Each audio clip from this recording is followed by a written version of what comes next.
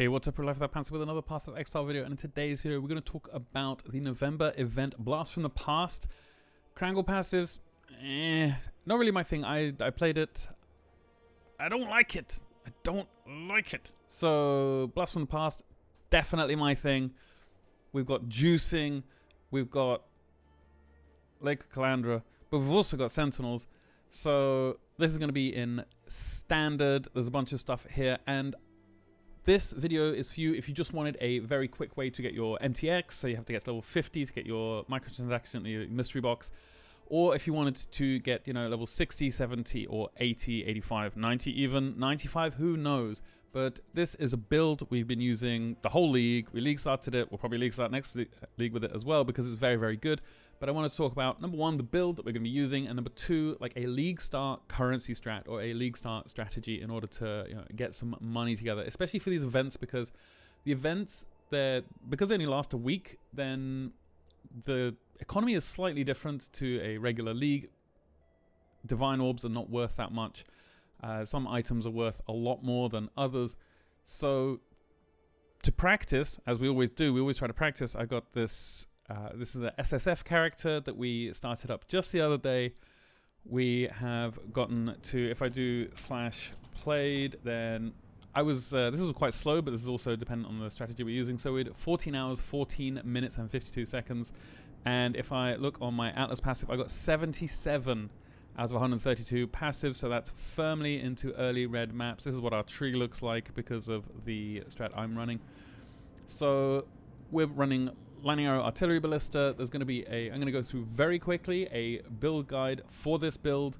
Then we're going to move on to a currency strat, and then we're going to talk about just final thoughts about what to do once you're, you know, when you get to maps or wherever. Now what? So the first things first, let's go and look at our tree. So obviously we're starting off a ranger. I've got here a Act 1 through to red build guide for this if you want to, you know, and a link for this will obviously be in the description below, so take a look at that. So Act 1, you're a ranger, take whatever, Caustic Arrow, whatever you fancy, but by the time you get to Merveil's Caverns, you're going to be able to pick up Lightning Arrow, and you want to take that, and this is where you're going to go. You're going to go over this top here to Ballistics, and we're going to go down to Heart of Oak because it gives us, you know, life, and then we're going to go straight down to Finesse. We're going to come make a beeline for Precise Technique, and this is going to be like level 14, I think. Yeah. So Precise Technique gives us 40% more attack damage if accuracy is higher than maximum life. So when you look in your character, if I go into here and I just look on offense, I've got main hand accuracy rating 2,744, and I've got life 3,122. So I want my main hand accuracy to be higher than my life. And this is, it's not exactly, it's maybe not completely accurate if you're in town, because one of the things we utilize is precision. So I do have the precision aura on. You can see here it's reserving 142 mana. So in my hideout or in a map, my actual main hand accuracy is 4,099. So that number there, main hand accuracy rating, has to be higher than our life for this build to just pump out a lot of damage really early on. It's really easy to survive on this build. It's really easy to kill stuff. I've got, I think, 20 deaths, and I'm in red maps. That's very good for me. Maybe not for you. Maybe maybe it's really bad for you, but it's really good for me. So going into Act 2, we're going to pick up Aspect of the Eagle. We're going to come down and take one with Nature. We'll probably take Intuition as well, and we're going to pick up, there's some extra accuracy over here and attack speed, because you can get this 100% increased Mirage Archer duration. There's accuracy rating with bows, there's, you know, damage with bows, and this Farsight node gives us a bunch of stuff as well. And then evasion and phasing. This is a really, really nice node for just one skill point, 10% chance to gain phasing on kill for 4 seconds. So that's really, really good. Phasing, one of the best mechanics defensive-wise in the game, because the number of times I get boxed in by monsters and then killed, well, is very high. And obviously Aspect of the Eagle is just extra increased damage with bows. I prefer to take it in Act 2 once we've got the Precise Technique. You can take it earlier if you want, but it's going to take, you know, it's going to take you longer to get 40% more damage, and more is better than increased. So then moving on to the Act 3 skill tree, we're taking Quick Step just for some move speed and spell suppression. We're taking Intuition. We're coming down here, we're taking a Life Wheel because at this point we're going to have Precision being run, And we're taking this Graceful Assault node over here, and this gives us 10% chance to gain Onslaught for 4 seconds on kill. That's incredibly strong, because sometimes you'll just notice you're zooming, and it's because of that node there. So then Act 4, we're taking this wheel as well. We're taking the herbalism. We're taking plus 50% to maximum life. And if any point that you feel like, oh, I'm going to get too much life from this, you could just come straight up here and take this accuracy and attack speed wheel as well. There's lots of options here. Also, Act 4 is when we switch from the shrapnel ballista, which we get in Act 1, to artillery ballista once we kill Gravicious. And then we want to take this, watchtowers, so we get +1 number of summoned totems. That's really, really good, because ballista totems are we're really leaning heavily on them for damage. Act 5, we are, and also you're taking your first lab, and you're taking Deadeye and taking Gathering Winds, because that's Tailwind, so you move faster, you attack faster, you do everything faster. Really, really good. Then for Act 5, we're basically just coming up here. We're taking this, we get an extra arrow, which is really strong, and we're taking increases and reductions to projectile speed, also apply to damage with bows. So that means if you get like a 15% more projectile speed, that's actually 15% more damage. And then once we're in Act 5, we're going to finish up, and we're going to take Act 6, and we're just taking this multi-shot over here. This is really, like, there's a breakpoint for artillery ballista where you get 2 extra arrows, means a lot. And that's all we're taking here. So we're just coming up here, taking the extra one. Sometimes, depending on how I feel in the game, and, a lot is based on feeling, I'll take Clever Thief, and this 10% leeches instant, because that means you don't really have to use a mana flask anymore, because you do enough damage. I really like that. I really like the convenience. A lot of quality of life can be built into this. There's lots of options for you here. If you want to build this more tanky, because it's 5 times death penalty, you could just take this Dazzling Strikes wheel, so 20% increased blind effect, 20% chance to blind enemies on hit with attacks. That's really, really strong, because it means blinded enemies have way less accuracy, and they're much less likely to hit you and kill you.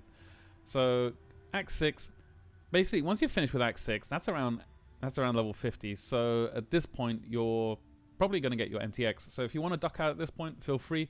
If you don't, then you want to keep blasting, then we're going to take this Clever Thief here. We're going to take 10% of life leeches instant. We're going to take Blood Drinker. We've got this Acuity wheel down here to make sure that we always want to make sure our accuracy is higher than our life, so that we get that 40% benefit from Precise Technique. And then once we're done with Act 7, it's Blood Aqueducts. It's great. We're taking Entrench, so we're getting some extra Spell Suppress. We're coming over here, we're taking Innovate, and as well as Spell Suppress is Lucky. And this is a huge wheel for us, because it puts us at 98% Spell Suppression. And if you can slot in a gear slot as well with some Spell Suppression, that's even better. So once we're finished with Act 8, coming into Act 9, we're just filling out a bunch of this. Then we've got this projectile damage and projectile speed. And remember, because of this node over here, increasing the reduction of projectile speed applies to damage with bows, then this also is damage. And then we're taking long shot, so we're getting increased projectile speed. Projectiles gain damage as they travel further. We're also taking far shot, so projectile barrages have no spread. And they also do 60% more damage the further stuff away is. And we've got Projectile Mastery, 15% more projectile speed. So more damage everywhere. We're not really changing anything up around the top here. And then we get into Act 10. We're taking an extra power charge. A frenzy charge, rather. We're taking endless munitions for our Merciless Lab. And that's about it. And then once we get into white maps, then we're taking this blind, because, the map mods are really rippy in PoE. So I would recommend getting this no matter what. If you find you're dying a lot earlier on in the campaign, then take this wheel. But if you feel like you're okay, then don't worry. And we've tidied up the tree a little bit. We've taken some of these nodes off. We're making sure we only link through this one place here. Taking Charisma, because we probably want to run 2 auras at this point. And we're getting Mark the Prey. And this is going to do a truck ton of damage to our marked enemies. And we're going to be marking enemies a lot. Then we're going to be taking Forces of Nature when we get into yellow maps, is around level 80-ish, something like that. We're taking some Evasion over here and suppress spell damage while on full life. But we're also taking this really important node here, this really important mastery. Hits have 25% chance to treat enemy elemental resistances as inverted. So if it has 40% resistance to fire or lightning, because we're using lightning arrow, then 1 in 4 hits it has minus 40. And that's really, really big. It's really, really big. Not much else going on down here, but then once we get into basically red maps, at this point you're going to be level 85, 86, depending on how you're rolling your maps, and we're going to go into the crit swap. And the crit swap is, obviously we're taking Precise Technique off because Precise Technique says we never deal crit strikes, so we're taking that off.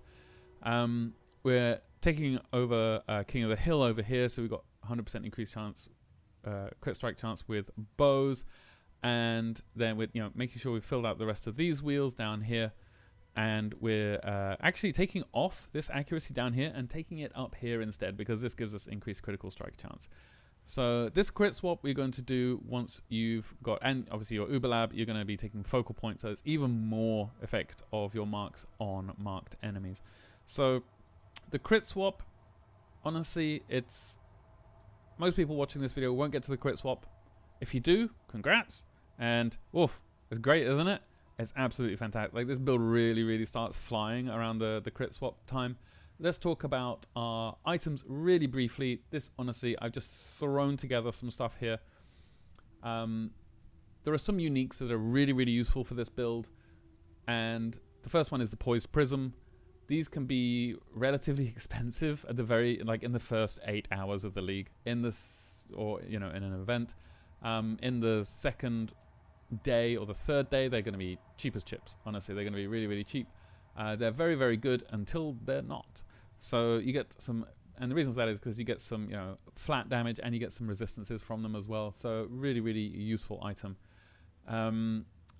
Your bow, honestly, for the entirety of the campaign and all the way up to where I am in this bow I have here, this 3-link bow. This is, I use Awaken PoB Trade in order to just price check it. So we see it's just started running now, and not to price check it, but just to find out what the DPS is. So I got 585 LA DPS and 751 total DPS. So my bow is trash. It's really bad, but I have gotten all the way through to like my early reds on this bow, and actually this bow is a relatively new one. So this bow is very, very, you can expect this kind of bow. And all I did to get this bow is I put a T2, I believe, tier 2 cold damage essence on it, just an essence of hatred, and I rolled T4 lightning damage and not really much else. Lightning resistance and dexterity. Dexterity, the thing that rangers always need. And then I just crafted on attack speed. That's it. And this is a decent enough bow to get you through probably till like T16s. You might want to start picking it up. I've only got a 5-link for our artillery ballista as well, and this build still works very, very well. So Poised Prism is great, especially if you're in Trade League. Your bow, you want, I just pick up every bow I find and ID it, and then I use the price checker to figure out how much DPS it is. And when it gets to the point where I think, oh man, my bow's falling off a little bit, I start using essences on bows I either find, or like 6-socket ones that I find on the ground, until I get a pretty good one, get an upgrade. And helmet, honestly, you just want, I'm not sure why this is a penitent mask. You don't need a penitent mask, you just need a regular helmet. But like some spell suppress, if you get one spell suppress roll on your whole build somewhere, you're going to be spell suppress capped. And you just want some life, some cold res, or some, you just want to fill up the gaps in your build. So you want just a little bit of life, a little bit of resistances, that kind of stuff. Body armor, the same thing, life, resistances. The gloves, shadows and dust are fantastic for this build because they give you rampage and they give you crit and crit multi as well. So if you're going to take this build into late maps, then shadows and dust, I think, mandatory. I think they're really, really good. Or you could go Calms. I haven't done Calms yet. I really want to try it out, but man, there's too much stuff to try out all the time. I'll get to it. But for me, Shadows and Dust, because you get Rampage, is incredibly good. For the boots, we just got move speed, life and light and resistances. For an amulet, you could use the one I found. I found this one. I was really lucky. I found this in a ritual. So a Karui ward will do you a huge service. Like, this is a really good amulet early on. You get move speed, you increase projectile damage, increase projectile speed, which again is damage. You got some strength on there as well, which usually these builds are strength and intelligence starved, and then you got increased movement speed to boot. It's just a great amulet. And later on, once you've done the crit swap, you probably want to go into a Hiri's Truth, the Jade Amulet, because it gives you level 30 precision, so you're always going to be hitting stuff. It gives you Culling Strike, it gives you Crit Multi, it gives you loads of stuff. For a ring, I would suggest the Taming. The Taming is fantastic. It's going to be expensive. This ring is going to be expensive. Not as expensive as Death Rush, but it's going to be expensive. And the reason for that is you can only get it from a vendor recipe. You need to get a Beric's Respite, a Beric's Grip, and a Beric's whatever the third one is. You get these 3 of these 2-stone unique rings, and you vendor them, and you get a Taming back. And I found this Beric's Respite during this SSF run. We went into 14 hours on this. So we got very lucky here. Obviously, I didn't find the other 2. That would have been amazing. But the Taming, really, really good. It's got, elemental damage with attack skills. It's got resistances for you. It's got, like, elemental damage. You can freeze, shock, and ignite with it. And it's got extra damage per ailment on enemies as well. Death Rush. This is, like, I expect almost nobody watching this video will get a Death Rush. They're going to be very expensive. If you can get one, fantastic. If you can't, just get a ring that fills out your the gaps in your build. Like, maybe you need some intelligence, maybe you need some cold res, whatever it is, get it on there. Prism Weave, I think this is probably the best item you can get out of all of these uniques. It probably has the most impact. It does for the cheapest amount of money. Like, this is a really, really cheap belt. And it gives you global fizz damage, which you do fizz. It gives you, fire, cold, and lightning damage. It gives you resistances and elemental damage during attacks during any flask effect, which is really fantastic. And these belts are very common, and they're usually like maximum 4 chaos. I think you probably pay 4 chaos for like a top rolled one. But yeah, skills wise, we're going with Lightning Arrow, and then this is basically the order of importance of the skill gem. So Lightning Arrow is the most important one.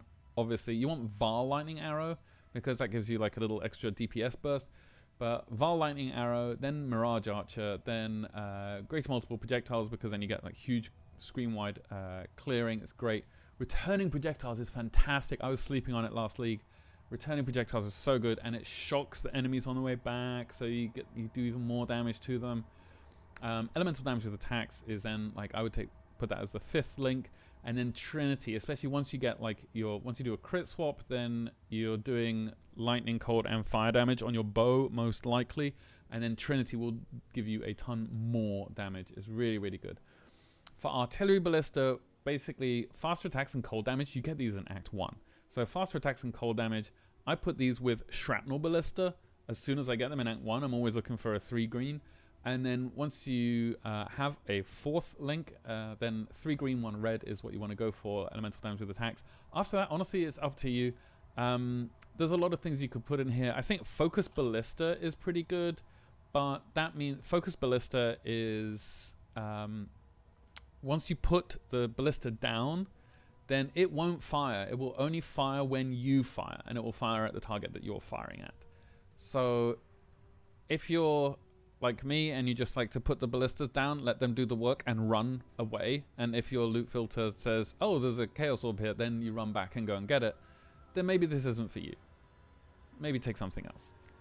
But if not, then this is fantastic. This is a great one. Otherwise, you can get life tap, because we're leeching a lot, so we're going to be really, really good leech for us, and life tap just gives you more damage whilst you have life tap, and that's you get life tap once you spent X amount of life on these skills. As far as auras go, you want grace. You want like you can have other things, but you want grace. Grace is the best one. It means you're not going to get hit as much. And this is a 5 times death penalty event. So you want grace. Trust me. You want grace here. What else do you want? It's up to you, man. You could take anger if you wanted extra damage. You could take purity of elements if you want something more defensive, because you're not going to get, frozen and then killed, then lose 50% of your XP in a yellow map. You could take, there's a bunch of things you could take in here. You could take haste if you want to just be zooming. Then honestly, it's really up to you. But grace, I think, is mandatory in this slot. There's other things you can put in. There's basically, this is the 3 things the 3 setups you really, really, really want. And again, I've got all the way to red maps using I've only got like 4 links on my lightning arrow. Where is it? Here. So I've got lightning arrow. I've got a Val lightning arrow, GMP, Mirage Archer, and returning projectiles. That's it. That's all I've got. And we managed to get all the way here. So we got 5 link on here. We got life tap in, early damage with attacks, faster attacks, and added cold damage. Just like the PoB says.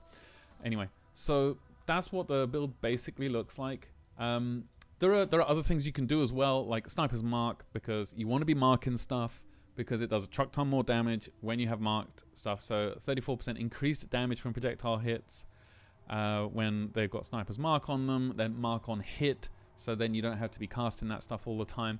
Mana Forge arrows support. So basically, if you spend a lot of mana on a bunch of things, then eventually it's going to cast Sniper's Mark, and it's going to cast Frenzy. And Frenzy is really, really useful. So the Mana Forge arrows to trigger Frenzy, so then you get Frenzy charges. So then you can get you can benefit from things that give you increased evasion per Frenzy charge. Or things like increased maximum number of frenzy charges. Lots of stuff like that. Really, really useful in this build. And also, frenzy charges mean you go faster, which is great. Who doesn't like going faster? So that's what the build looks like. Let's now talk about our early league currency strat. Yeah, you guessed it. It's Heist. And the way I do this, the way I have been trying to run this, and I've been messing around with stuff a lot, but I think the optimal way to do Heist in early, and we're not doing Heist forever, and you can't do Infinite Heist anymore, so we're just doing Heist for a little bit. And the way I think this is best done is you get to around level 55. I believe that's when you start getting the contracts start having 2 chests at once in one room.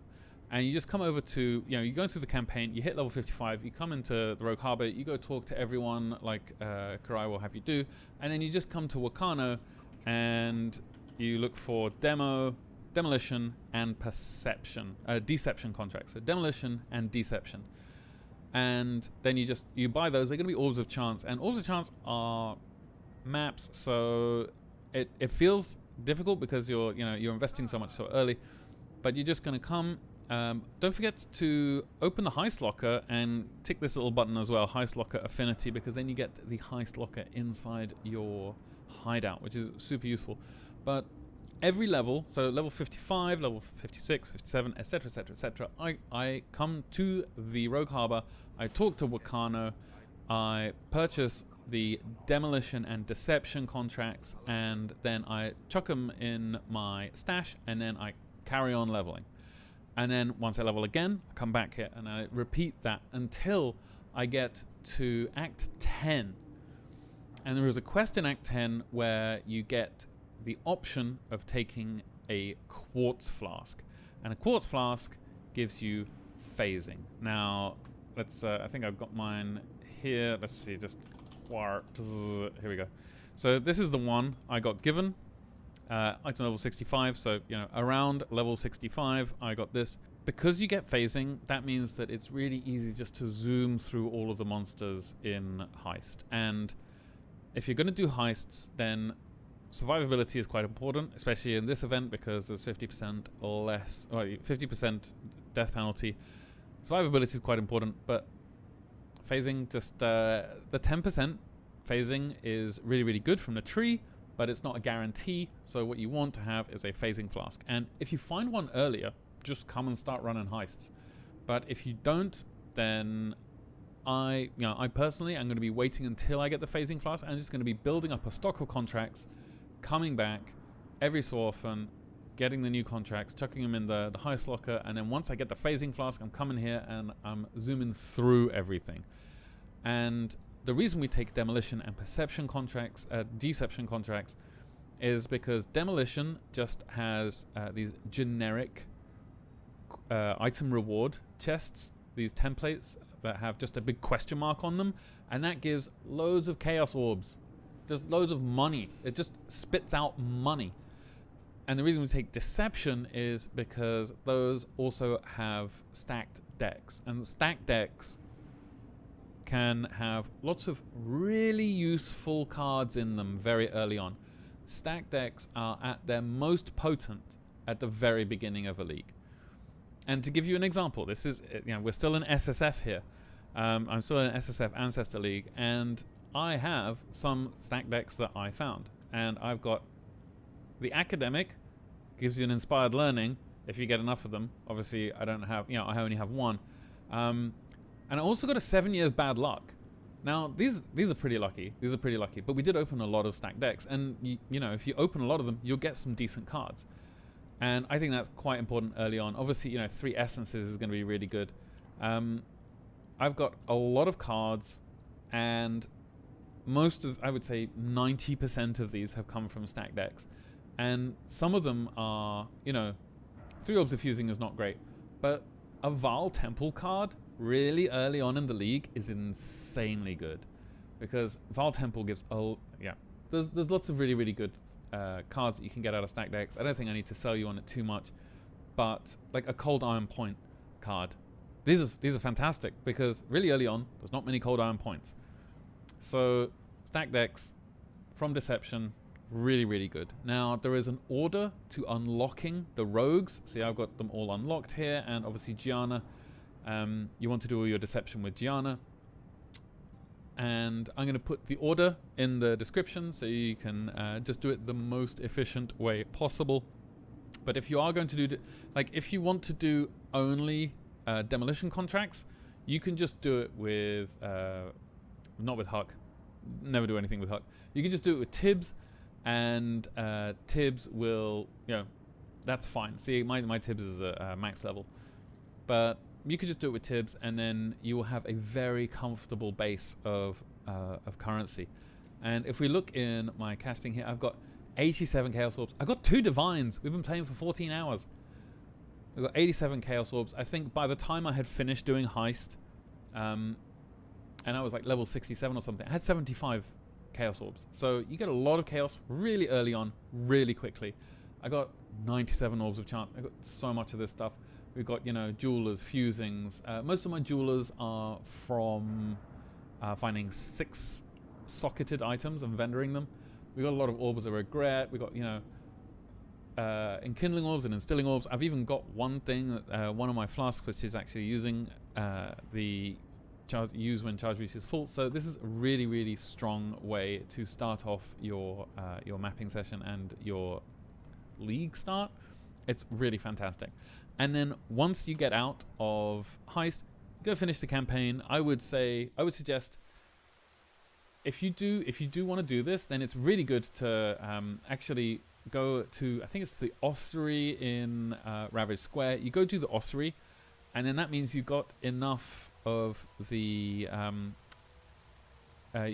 trials done that you could go to the Aspirants Plaza, and you can go and do your 3rd lab. So you can get your, projectiles fire 2 additional targets, so you can go do the Merciless Lab. I haven't even done the Eternal Labyrinth because I haven't found one of the offerings to the goddess yet. But really good if you get that, and then you can get geared up in Heist because, 75 Chaos Orbs, that's easily enough to buy. Let's have a look at our items here. Poise Prism, yes. Shadows and Dust, yes. Hero's Truth, absolutely. Taming, yes. Death Rush, maybe not. Prism Weave, yes. So you can get all of these items, plus some other great stuff. If somebody has a fractured bow up for sale, that with like T3 fractured cold damage, you could probably buy that relatively quickly. It's so good to get some early currency. And then once you're done, then you want to actually I'm just going to switch to a wandering path tree. So let's have a look at a quick wandering path tree. So we're just going to build one real quick here. So as soon as you get your first Atlas skill points from completing quests, then from completing maps rather, I always take, I just go over this way, I take the map chance over here, we come straight up here, and not that way, this way, so we go through the quant wheel, and then we can take Wandering Path, and we've got 19 points, and that's basically you're in like tier 3, tier 4 maps at that point. The reason I don't go this way is because the duplication chance I think is much better, and there's other things I want to access, like these things over here. Maybe you want to go to the ruckus nodes as well. But to build up a pool of maps, getting Wandering Path, it gives you 100% increased effect of small notables, and then these 4%, normally 2%, but now 4% because of Wandering Path, chance to drop an adjacent map in each of your connected maps. You just take as many of these as possible. You can see over here I've got 36% chance for a monster in each of your maps to drop an additional connected map, and you just take a bunch of these, take this, and then you take the middle wheel here, and now we're up to 88%, and then you can take over here and get these other map nodes as well, because these give a 10% chance with Wandering Path, and then you could just take a couple of these here, and now you've got a 100% chance in each of your maps for you to drop an additional connected map, and you're at 39 points, which is early yellows, sort of mid yellow tier maps. This is a really, really strong starter Atlas tree because it gives you map sustain, and you want to finish your maps as fast as possible. You want to be able to drop another map when you do it, and then go and run the next map. So at this point, it's up to you what you want to do. I am thinking of doing Betrayal this league and Expedition. I think that's going to be really good because this is going to be 100%. It's we got the Sentinels, and we got Kalandra, but we got the Sentinels back, and I think there's going to be a huge amount of crafting. Rog crafting is going to be a really good start. Obviously, take Stream of Consciousness as well, because you're probably not going to be using many scarabs when you're in low tier maps. So this just gives you additional chance to have more content. I think Expedition is going to be particularly strong early because Rog crafting is very, very strong. Like the items you can make with Rog are crazy good. And when it comes to people making insane items, they're going to want to ashling those items as well. So getting like a lot of betrayal chance over here, I think this is really, really strong to just get build up a big pool of betrayal missions so that you can then create those services for those people. I think that's going to be really, really strong. Now, obviously the other thing that we have to talk about is what's your end game strategy? It's going to be Legion. Legion, Dunes, who knew? What a surprise. I think it's going to be very, very good and easy to get a bunch of monsters together. Maybe Glacier as well. Like that was the popular strat back in Sentinel. Just go to Glacier, round up around 200 monsters, zap them all with a Sentinel, and then drop all the loot. We might be trying that out as well. But I think Legion and Dunes is going to be a good sort of mid-tier strat. But once we've got all this chance to drop additional maps, we're building up our map pool. We're getting a lot of Jun missions. I'm also going to take these Kirak mission wheels as well because it's really good for you to fill out. These Kirak mission things are really good just to get map sustain and for you to find additional maps that you maybe didn't know you needed. So just in case you didn't know, you can come over to Commander Kirak and he will sell you maps. And you see there's some here that are incomplete for me. So I could buy those from him. They cost Chaos Orbs when they're red tier. They cost Alks when they're yellow tier. And they cost Chance Orbs when they are white tier. But if you come over here and you use a Kirak mission, so he's got some, all these missions here, all these maps. If you do one of these, you open this. We can just go over here and have a look. So he's got arena, mineral pools, and estuary here. And we come over here and we use this. Let's short that one. And then you see he's got Bone Crypt, Plateau, and Plateau now. Because as soon as these portals open, he swaps his inventory around. So this is a really, really good way to fill out your uncompleted maps on the Atlas. If we just go and look at my Atlas, this is what it looks like. The The unique ones, unsurprisingly, I have not done many of the unique ones, just a couple. Like I've got Pillars done, and I think Malkun or something as well. But this is a really, really good way to fill that stuff out. And then once you get into like the mid to late game, then you're looking at something like Legion with Dunes. And if you're going to be doing Legion with Dunes, then you want to take all the Legion nodes, take the Expedition Wheel as well, and the Oppenheimer node, the Extreme Archaeology, is super fun, and you can just blast everything really quick. I'm not sure how I feel about giving Sentinel power-ups to the Expedition mods. They're already tanky enough. We'll find out. But I also think that Fracturing Orbs are going to be worth an insane amount of money this league, because with a Recombinator, which you get from Sentinels, you can recombine two things with fractured mods and get both of the fractured things on one thing. So you can get 50% increased global defenses on a Grasping Mail, Fracture Orb that, and then recombine that onto a Val Regalia or some other kind of body armor that normally wouldn't be able to get 50% increased global defenses. Or you could do Spell Suppress onto a non-evasion base, that kind of stuff. So I think if you're gonna maybe Harbinger, probably a very solid choice, I think. So that's our strat. That's the video. I'm really looking forward to this event, honestly. There's going to be so many people from Standard who are coming in to just like try and create as many recombinators as they can. So that's it from me. I hope you enjoyed it. Chuck us a like and a thumbs up, and come join us on twitch.tv/lifewithoutpants if you enjoy this kind of chicanery. We're live every day. But with that said, I hope you're kind to everyone you meet. I love you all very much, and I'll see you next time. Cheers.